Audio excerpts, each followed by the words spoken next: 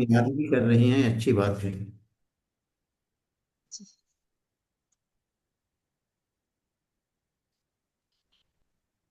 चलो आज के दिन अष्टमी पर्व भी है। एक तीर्थंकर की आराधना शंभु स्तोत्र के माध्यम से आज करेंगे। चलो, कौन करना चाहेगा शंभु स्तोत्र के माध्यम से किसी भी एक तीर्थंकर की स्तुति? जो भी करना चाहे उसको स्वागत है। भैया जी, वंदना में करूं। चलो, हाँ करो, आप भी करो। वासुपूज भगवान की जय।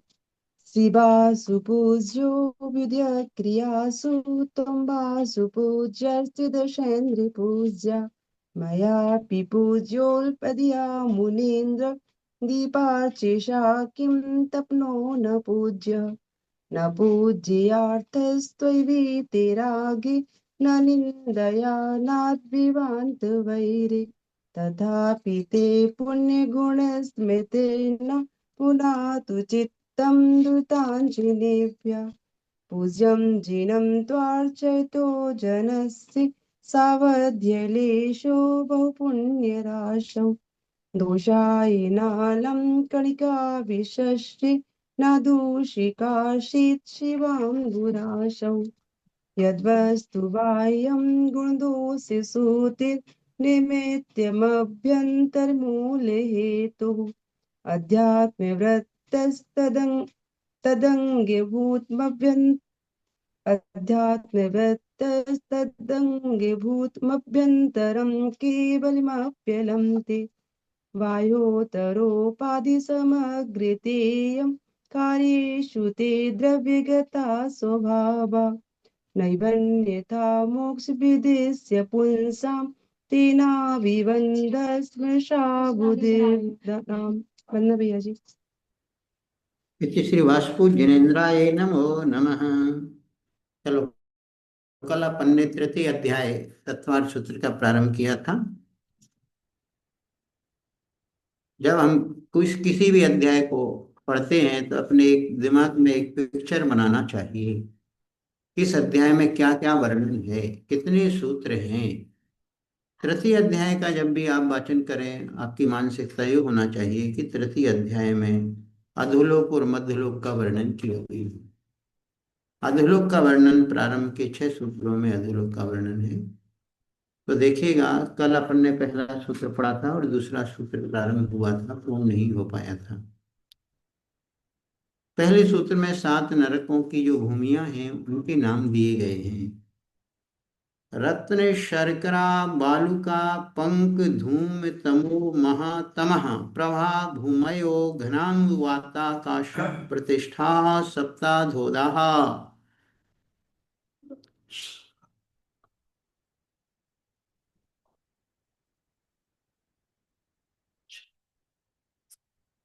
देखिए, कुछ शब्द ऐसे होते हैं अंत्य दीपक, मध्य दीपक या आदि दीपक के रूप में लिए जाते हैं। यहाँ पर भूमिया जो शब्द है, प्रभा भूमया, ये प्रभा शब्द सभी के साथ जोड़ना और भूमि शब्द भी सभी के साथ जोड़ना। रत्न प्रभा भूमि ऐसा बनेगा। शर्करा प्रभा भूमि, बालुका प्रभा भूमि, पंक प्रभा भूमि, धूम प्रभा भूमि, तमो प्रभा भूमि, महातम प्रभा भूमि। ये 7 भूमियां हैं। घनाम वाताकाश, घन अम्मु वात, ये 3 शब्द हैं। संक्षिप्त शब्द यहाँ पर दे दिए हैं, उसका पूरा अर्थ निकाला जाता है। घन से लेना घनो दधि वात बलय, अम्मु वात से लेना घनवात वलय, और एक तनुवात वलय। ये पारिशेष न्याय से पूरा लगता है, जैसे किसी का नाम भीमसेन है तो अकेला भीम बोल देते हैं, उसी पर, क्योंकि पूरा शब्द यहाँ पर नहीं आया है। तो घनो दधि वात वलय, घनवात वलय, तनुवात वलय। और आकाश के आधार से भूमियां हैं, अर्थात ये 7 भूमियां 3 प्रकार की वलय से वेष्टित हैं। और तीनों प्रकार की जो जो वलय हैं वो आकाश के आधार से हैं।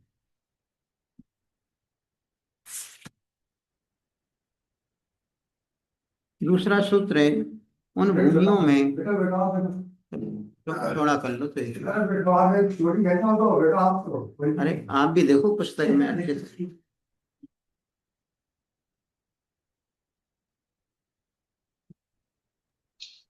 चलो।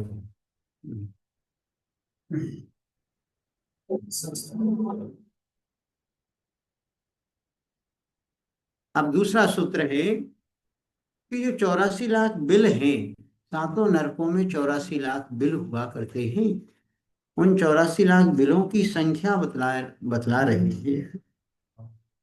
तासु त्रिंशत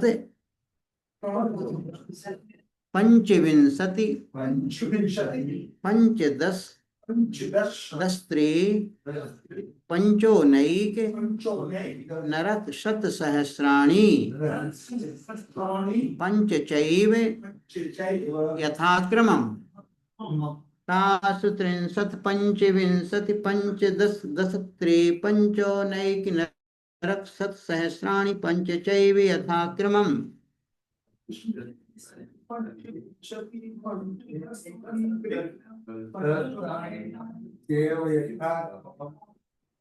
यथाक्रम माने क्रमानुसार, क्रम के अनुसार, जैसा क्रम हमने 7 भूमियों का रखा, रत्न प्रभा आदि, उसी प्रकार नीचे बिलों को भी लगाना। तासु अर्थात उन पृथ्वियों में, उन 7 पृथ्वियों में यथा क्रमम, क्रम के अनुसार। देखो, लाख को सीधा सीधा लक्ष्य ना बोल करके उन्होंने शत सहस्राणी शब्द दिया है। 100,000 का मतलब होता है लाख, शत सहस्राणी मतलब लाख। उसको कैसे लगाना? 300 शत सहस्राणी यानी 30 लाख, पंचविंशति शत सहस्राणी यानी 25 लाख। उसी प्रकार फिर पंचदश यानी 15 लाख, 10 यानी 10 लाख, 3 यानी 3 लाख, पंचोने, पंचोन यानी पंचऊन, 5 कम 1 लाख। देखो, पंचोनैक से क्या निकालना? पंचऊन 1, 5 कम 1 लाख। और फिर पंचऐव 5 ही, चाने और पंचएव ने लास्ट में जो 7वें नरक की जो भूमि है उसमें सिर्फ 5 ही बिल हैं। तो इस प्रकार ये टोटल मिलाकर के 84 लाख बिल हो जाते हैं। कितने होते हैं? 84 लाख बिल हो जाते हैं। कहाँ हैं ये? 7 पृथ्वियों में हैं। पहले में 30 लाख हैं, फिर 25 लाख, 49 पटल हैं टोटल।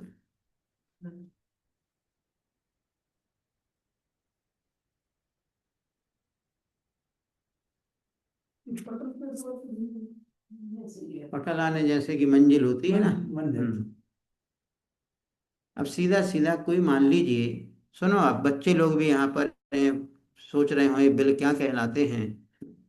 जैसे आप लोग अपने अपने बिलों में रहते हैं, उनके बिला, बिला, आत्म बिला, चैतन्य बिला, और गुजरात में चलता है बिला। मान लो जैसे किसी के यहाँ पर कोई रहता है, कहाँ पर रहता है, आजकल मल्टी सिस्टम चलते हैं, बड़े बड़े शहरों में मल्टी बिल्डिंगें बनती हैं। मान लो अब 25 माला की कोई बिल्डिंग है, तो पहले माला में मान लीजिए 25 फ्लैट, दूसरे माला में 25 हैं, तीसरे में 30 हैं, अथवा ऐसी प्रकार की जो व्यवस्था। तो ये पटल हो गए, मतलब वही आपका मंजिल। और बिल हो गए मतलब उस मंजिल में जो कमरे बने हुए हैं वो हो गए बिल, बिलाने रहने के स्थान। जो फ्लैट में, फ्लैट बनाए प्रत्येक करके बिल। अभी भी अनेक प्रकार के बिल होते हैं। बिल 3 प्रकार के होते हैं। एक इंद्रक बिल होता है, एक श्रेणीबद्ध बिल होता है, और एक प्रकीर्णक बिल होते हैं। सभी बिलों के बीच वाले बिल को इंद्रक बिल बोलते हैं, सेंटर में जो बना हुआ है। जैसे पहले लोग क्या करते थे, जो बड़े बड़े मकान हवेलियां भी बनती तो एक बीच में क्या बनाते थे? एक ब्रह्म स्थान, एक आंगन बनाया जाता था। आंगन बनाते थे, जैसे अपने यहाँ आंगन बना हुआ है जी, और चारों तरफ से क्या बने हुए हैं, रूम बने हुए हैं। तो ये इंद्रक बिल कहला, सभी बिलों के बीच वाले बिल को इंद्रक बिल कहते हैं। श्रेणीबद्ध बिल वो है आकाश की श्रेणी की तरह दिशा और विदिशा के बिलों को, मतलब चारों दिशाओं में और चारों विदिशाओं में जो रूम बने रहते हैं उनको बोला जाता है श्रेणीबद्ध बिल। जैसे मान लो अपने यहाँ पर लाइन से बन गए, ये दिशा कहलाएगी दक्षिण दिशा, इसके बाद वाले घुमाएंगे वो विदिशा में कहलाएंगे। फिर वहाँ पश्चिम दिशा है, यहाँ पूरब दिशा है, सामने उत्तर दिशा है। तो ये दिशा और विदिशा हुई। और प्रकीर्णक बिल वो कहलाते हैं जो कोई लाइन से नहीं रहते, बिखरे टाइप के, कहीं भी किसी को जगह मिली और उसने बना दिया, तो वे कहलाते हैं प्रकीर्णक बिल। ऐसे फूलों की तरह बिखरे हुए बिलों को प्रकीर्णक बिल बोलते हैं। इस प्रकार बिलों की व्यवस्था वहां पर बतलाई है। वंदना भैया जी। भैया जी, दिशाओं हम्म। और विदिशाओं में जो बिल है उनका क्या नाम बताया आपने? हाँ, श्रेणीबद्ध बिल। श्रेणीबद्ध। ठीक है भैया जी। सेंटर में जो है इंद्रक बिल है, यत्र तत्र सर्वत्र प्रकीर्णक बिल है, और दिशा और विदिशा में जो है व्यवस्थित पंक्तिबद्ध तरीके से वो है श्रेणीबद्ध बिल। अब तीसरे सूत्र में बतलाते हैं कि नारकियों के दुख किस प्रकार के हैं। अब देखो, जो नरकों में जो बिल हैं उन बिलों में बहुत गंदी गंदी दुर्गंध आती है। जैसे बकरी, हाथी, भैंस, घोड़ा, गधा, ऊंट, बिल्ली, सर्प, मनुष्य आदि के सड़े हुए शरीर की जो गंध निकलती है। कई बार आपके यहाँ पर कहीं एक चूहा मर जाता है घर में, अलमीरा वगैरह में, तो उसकी कितनी खराब गंध आती है कि रहना दूभर होता है। और कहीं पर बिल्ली मर जाए तो उसकी दुर्गंध उससे ज्यादा होती है। कहीं पर कोई कुत्ता वगैरह मर जाए तो उसकी दुर्गंध और इतनी कि वहां रहना अपन पसंद नहीं करेंगे। और कहीं पर बड़ा जानवर मरा हुआ पड़ा हो, जहां पर बहुत सारे गिद्ध आदि पक्षी आकर के उसका भक्षण कर रहे हों, तो एक बार वो आप दृश्य देख लो, 2-4 दिन तक आपके दिमाग में वो फिल्म चलती रहती है, आपकी भोजन से गिलानी हो जाएगी, भोजन भी करना पसंद नहीं करोगे। और किसी का खुद का शरीर सड़ने लगे, गलने लगे, कई बार होता है व्यक्ति का शरीर ही सड़ने गलने लगता है, तो बड़ी भयानक स्थिति बनती है। तो ये तो एक हमने उदाहरण दिया, तो नरकों में जितने भी बिल हैं सब बिलों में ऐसी दुर्गंध आती है, ऐसी दुर्गंध आती है कि बतलाया है कि वहां की मिट्टी भी दुर्गंधित है। वहां की मिट्टी को यदि यहाँ ला करके कहाँ डोंगरगढ़ में रख दिया जाए, सुन रही हो ना आकर से, डोंगरगढ़ में यदि वो मिट्टी आ जाए तो डोंगरगढ़ तो ठीक है, पूरे छत्तीसगढ़ के लोग बेहोश हो जाएंगे। पूरे छत्तीसगढ़ के लोग बेहोश हो जाएंगे, कि वहां की सिर्फ भूमि का एक कण मात्र रखने से मिट्टी वहां की ले आए, इतनी दुर्गंधी वहां से निकलती है। अब सूत्र नंबर 3 है। सभी बच्चे ध्यान से सुनो नरकों के बारे में। हमें याद है जब हम बहुत छोटे थे, घर में ये व्यवस्था, उस समय टीवी मोबाइल वगैरह कुछ नहीं चलते थे, तो घर में शाम को दादी लोग, पापा मम्मी सब लोग बैठते थे और 6 ढाला का पाठ करते थे।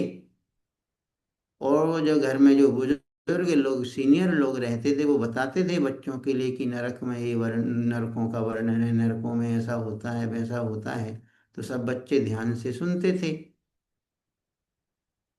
आजकल की व्यवस्थाएं तो सब बदल चुकी हैं, बदल चुकी हैं। नरकों का वर्णन तो होता नहीं है, लेकिन नारकियों का चित्रण जरूर होता है। नारकियों का चित्रण मतलब, घर में यदि 4 बच्चे हैं, एक मोबाइल है तो वो छीनता है, वो छीनता है, हमें देखना है, हमें देखना है, हमें देखना है। एक टीवी है तो रिमोट कंट्रोल को वो छीनता है, हम अपने पसंद का देखेंगे, हम अपने पसंद का देखेंगे, हम अपने पसंद का देखेंगे। ऐसी छीना झपटी चलती रहती है। ये स्थितियां आज बनी हुई हैं। सूत्र नंबर 3 पढ़ते हैं। तो सभी बच्चे ध्यान से सुनो, नरकों में क्या होता है, कैसा होता है, हैं?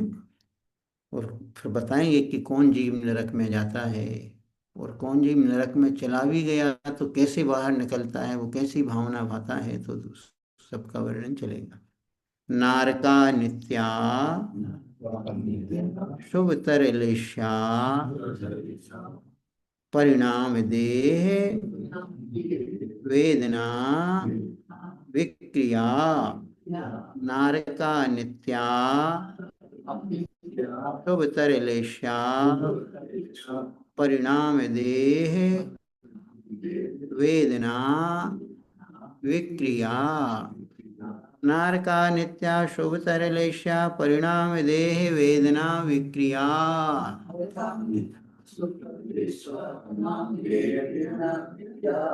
नार का अर्थात नारकी जीव, नित्य यानी हमेशा, अशुभ तरलेश्या, देखो अशुभ लेश्या और एक अशुभ से भी ज्यादा अशुभ होते उसको बोलते हैं अशुभ तर।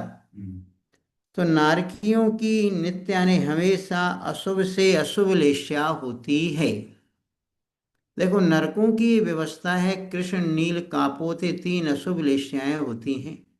कितने नरकों में कृष्ण है, कहाँ पर नील है, कहाँ पर कापोत है, और उसमें भी नील में भी नीलतर, कृष्ण में कृष्णतर, कृष्णतम।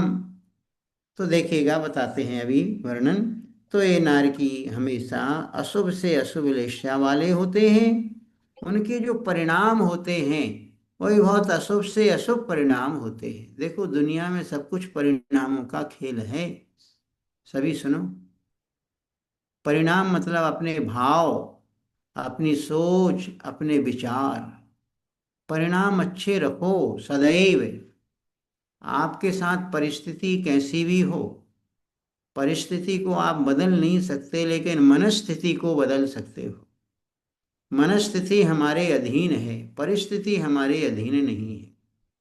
समझ में आ रहा सब? मनस्थिति मतलब अपने मन को हम बुरे वातावरण में भी अच्छा बना सकते हैं, और अच्छे वातावरण में भी हम बुरा बना सकते हैं, क्योंकि मन के हम अधीन हैं। मन को हम अपने अधीन कर सकते हैं, लेकिन हम परिस्थिति को नहीं बदल सकते। वातावरण कैसा चल रहा है उस वातावरण को हम बदलने के वो नहीं है, लेकिन हम अपने मन की स्थिति को बदल सकते हैं। खराब स्थिति में भी हम अपने आप को अच्छा कर सकते हैं।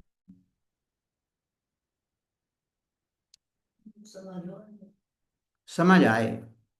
जब आप स्वाध्याय सुनते हैं तो आपके अंदर अच्छे विचार आते हैं, जिनवाणी पढ़ते हैं, देव दर्शन करते हैं, गुरुओं के पास जाते हैं, तो फिर आपके अंदर ये सब सोच आती है, आना चाहिए। और यही धर्म करने का यही प्रतिफल है। तो अशुभ से अशुभ लेश्या, अशुभ से अशुभ परिणाम, देह अर्थात उनका जो शरीर होता है बड़ा भयानक भीभत्स से देखने में बड़ा डरावना लगता है, इसलिए अशुभ से अशुभ उनकी देह भी बहुत अशुभतर होती है। वेदना अर्थात उनको जो दुख तकलीफ होते हैं वो भी अशुभ से अशुभ वेदना होती है। विक्रिया, विक्रिया अर्थात अपने देह का जो परिवर्तन कर लेते हैं, अपने शरीर को छोटा बड़ा आदि किसी रूप में कर सकते हैं वो, तो उनकी अशुभ से अशुभ विक्रिया होती है। शरीर में जो परिवर्तन आदि भी करेंगे अलग प्रकार का, कहीं वो अपने हाथ को वर्षा बना लेंगे, तो कहीं फरसा बना लेंगे, तो बिल्कुल उनके दांत बड़े बड़े निकल आएंगे, तो आंखें बहुत लंबी लंबी निकलेंगी, कान नाक बिल्कुल अलग तरीके के होंगे, नाखून बड़े लंबे लंबे होंगे। तो इस प्रकार उनके शरीर की विक्रिया भी विभिन्न प्रकार की हुआ करती है। देखो छह ढाला में जब आप पहली ढाल पढ़ते हैं, पहली ढाल में चारों गतियों के दुखों का वर्णन आया है।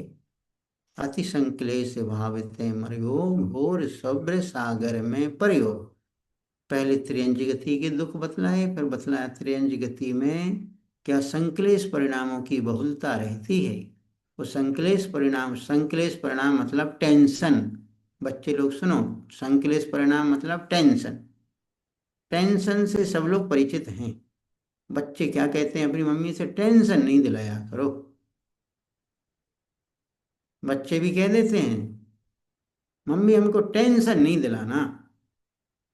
और मम्मी तो दिन भर कहती रहती 2-4 बार बच्चों से, क्या तुम बहुत टेंशन दिलाती हैं हमारे लिए, टेंशन दिलाती। एक बार की घटना का उल्लेख हम करना चाहेंगे, बिना की ही घटना है। दो बच्चे, दोनों भाई, एक होगा 5 एक साल का, एक था 7-8 साल का, या एक 8 का होगा, एक 10 का होगा। तो उनके पापा और दोनों बच्चे एक बार सुरधाम आए। बात पुरानी है, करीब 10 वर्ष पुरानी घटना है। तो बच्चे तो वहाँ खेल कूद रहे थे, उन्होंने हमसे वंदना की, खेलने कूदने लगे। उनके पिताजी थोड़े हमारे पास बैठे, हमने कहा क्या हाल चाल, सब ठीक तो चल रहा है? कि भैया जी हाँ, वैसे तो सब ठीक है, लेकिन इन दो ही से परेशान हैं हम। हमने कहा, किन दो ही से परेशान हो? कह रहे इन दोनों बच्चों से परेशान हैं। हमने कहा यार, बच्चों से परेशान तो कोई होता नहीं है, आप क्यों परेशान हो? हमने कि परेशान तो वे होते हैं जिनके यहाँ बच्चे नहीं हैं, वो लोग परेशान होते हैं। बच्चे ही नहीं है तो वे ज्यादा परेशान है, आपके यहाँ तो दो दो बच्चे हैं और सब अच्छे हैं, संस्कार है, तो परेशान क्यों? कहने लगे भैया जी बहुत टेंशन दिलाते हैं। हमने कहा टेंशन क्यों दिलाते हैं? कि पढ़ते ही नहीं है, खेलते रहते हैं। हमने कहा टेंशन की इसमें बात क्या है, तो बच्चों का नेचर होता है। इतने में दोनों बच्चों ने सुन लिया और वो दोनों हमारे पास आए। कहने लगे भैया जी, टेंशन हम दिलाते नहीं है, पापा टेंशन करते हैं। तो बच्चों ने कितनी मार्के की बात कही कि हम टेंशन नहीं दिलाते, टेंशन करते हैं। हमने कब कहा कि टेंशन करो आप? ये खुद टेंशन पालते हैं। हमने की बात क्या है? हमने कहा तुम खेलते कितने हो? कहने लगे भैया जी हम टाइम पर पढ़ते हैं, टाइम पे मंदिर जाते हैं, टाइम पर हम पाठशाला जाते हैं, क्लास में हम अच्छे 1 नंबर पर रहते हैं, फिर भी दिन भर कहते पढ़ो पढ़ो पढ़ो। तो हम बिल्कुल ना खेलें क्या? मैंने कहा, बिल्कुल, तुम बिल्कुल सही बात बोल रहे हो। तो कई बार माता पिता भी जरूरत से ज्यादा बंदिश बच्चों पर रखते हैं और खुद दुखी होते हैं। बंदिश रखना भी चाहिए, लेकिन थोड़ा बच्चों को छोड़ना भी चाहिए। उनको भी, उनकी भी स्वतंत्रता की जिंदगी उनको जीते रहना चाहिए, जीने देना चाहिए। वो भी सही बोल रहे हैं ना? आप ही की वजह से हमने इतनी भूमिका बनाई है।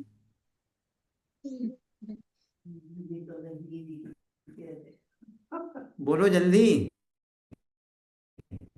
जी भैया जी। हाँ जी भैया जी। क्या बोल रहे हैं? मम्मी टेंशन करती हैं,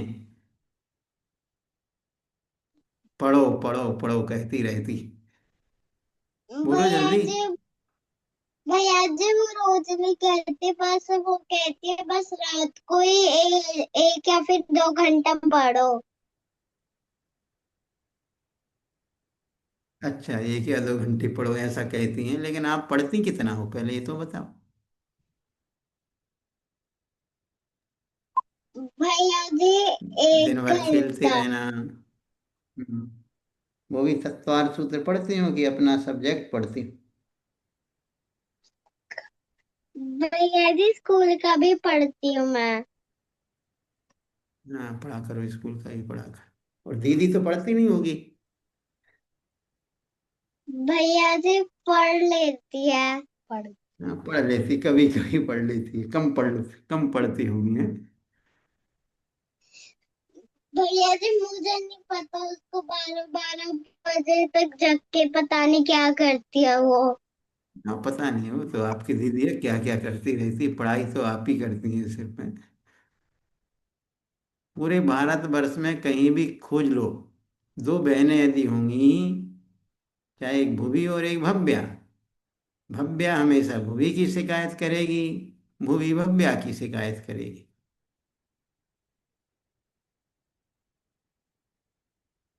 ऐसे ही है ना? जी भैया जी। जी भैया जी, तुमने एक एक चीज सीख रखी, जी भैया जी।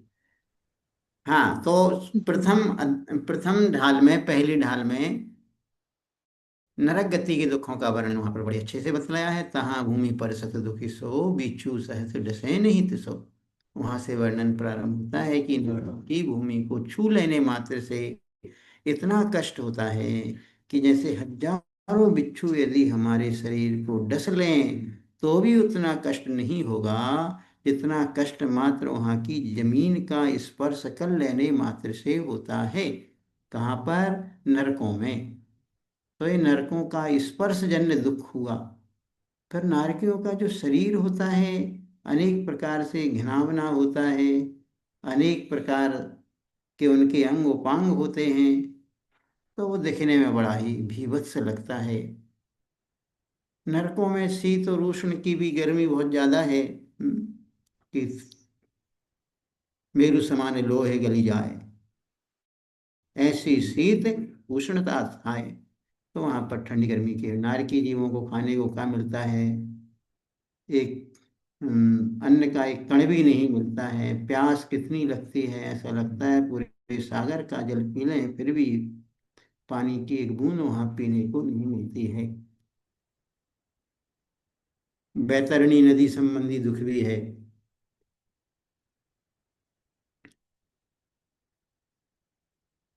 भैया जी, हम्म। हाँ भैया बोलो। जी, हम्म। भैया जी, नरक गति में पशु भी होते हैं? पशु? पशु जी पूछ भैया रहे जी, हैं ना? पशु पक्षी। हाँ, नरक गति में पशु तो नहीं होते हैं, लेकिन जो नारकी होते हैं वही पशुओं जैसा जीवन जीते हैं। उनका शरीर ही पशुओं जैसा बन जाता है।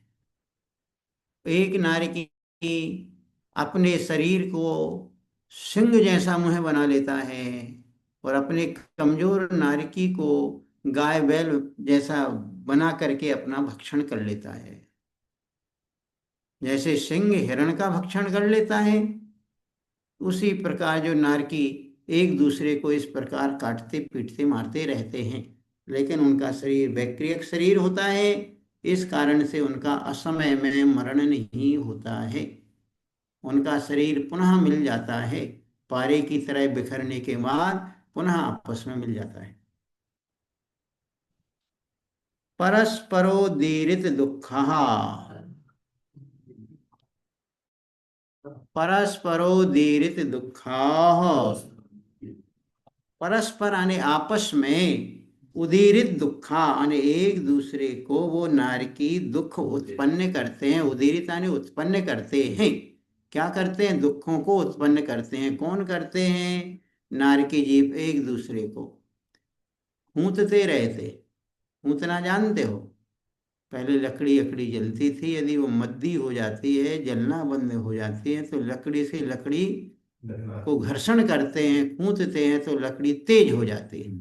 तो नारकी सब दुखी तो रहते ही हैं और एक दूसरे के द्वारा और दुखों को ही वो बढ़ाते रहते हैं, उत्पन्न करते रहते हैं। तो परस्परो दीरित दुखा, परस्पर आने आपस में प्रेम वात्सल्य से तो रहते नहीं हैं। एक नारी दूसरे नारी को भयंकर दुख देता रहता है। वही स्थिति बनती है जैसे यहाँ पर कुत्ते आपस में लड़ते रहते हैं, झगड़ते रहते हैं। कुत्ता दूसरे कुत्ते को चीथता है, उसको भक्षण करता है, उसके ऊपर भौंकता है।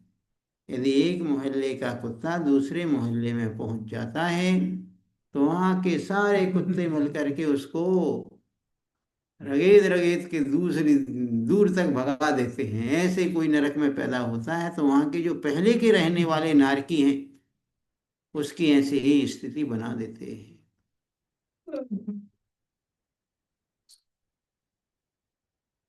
अब आगे सूत्र नंबर 5। तो भाई नरकों में नारकी तो एक दूसरे को दुख उत्पन्न करते ही हैं, इसके अलावा भी क्या वहां पर कोई दुख उत्पन्न करने के लिए पहुंच जाता है? तो बतलाते हैं कि हाँ, असुर कुमार जाति के देव, असुर कुमार जातियों में भी कि अम्मा वरीश नाम की एक जाति है, वो वहां पर जाकर के वहां पर दुख उत्पन्न करती है। तो बतलाते हैं सूत्र नंबर 5। संक्लिष्टा सुरोदीरित दुखाश, सुरोदीरित दुखाश्च प्राक् चतुर्थ्यः, प्राक् चतुर्थ्यः संक्लिष्टासुरोदीरित दुःखाश्च प्राक् चतुर्थ्यः।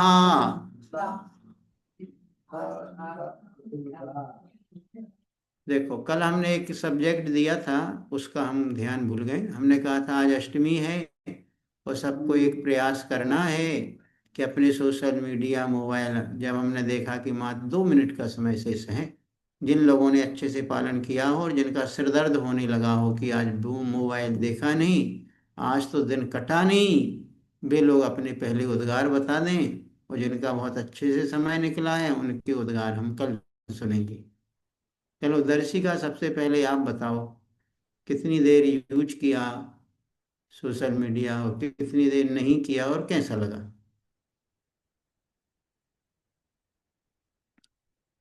वंदना भैया जी। हम्म। भैया जी मैं सिर्फ गेम खेलती हूँ और वो भी कभी कभार। नहीं, आज की पूछ रहे, आज कैसा किया था अष्टमी को, आपने पालन किया कि नहीं किया? कभी कभार की बात नहीं कर रहे। भैया जी बस गेम खेला था। अच्छा जी, सीधी सीधी बोलो, गेम खेला था, कितनी देर खेला था? भैया जी 5-10 मिनट। चलो ठीक है। चलो भव्या, आप बताओ। बोलो। भैया जी फोन चला लिया था। कितनी देर चलाया था? काम से चलाया था कि फोन चलाने में किसी का सिर्फ अटेंड किया था कि फालतू गप्पे ठोकती रही? थोड़ा काम से चलाया था, थोड़ा ऐसे ही चला लिया था 15-20 मिनट। याद तो आ गया था कि आज भैया जी ने कुछ बोला था। जी भैया जी। चलो वो भी आप बताओ अपनी परिस्थिति। मैंने बस 8-10 मिनट ही देखा था, फिर नहीं देखा मैंने। अब हम नहीं जानते बच्चों के 10 मिनट कितने होते हैं। बच्चों के 10 मिनट तो कई बार मोबाइल के साथ 1 घंटे तक भी 10 मिनट ही चलते हैं। हम कहते हैं अभी 9 मिनट हुए, 1 मिनट और शेष है। भैया जी 5 मिनट होमवर्क करने के लिए फोन लिया था। चलो ठीक है, अच्छा है। चलो और कोई बताए जिसने आज पूरी तरीके से इसका फॉलो किया हो, कि उसने बिल्कुल सोशल मीडिया आदि पे नहीं गया हो,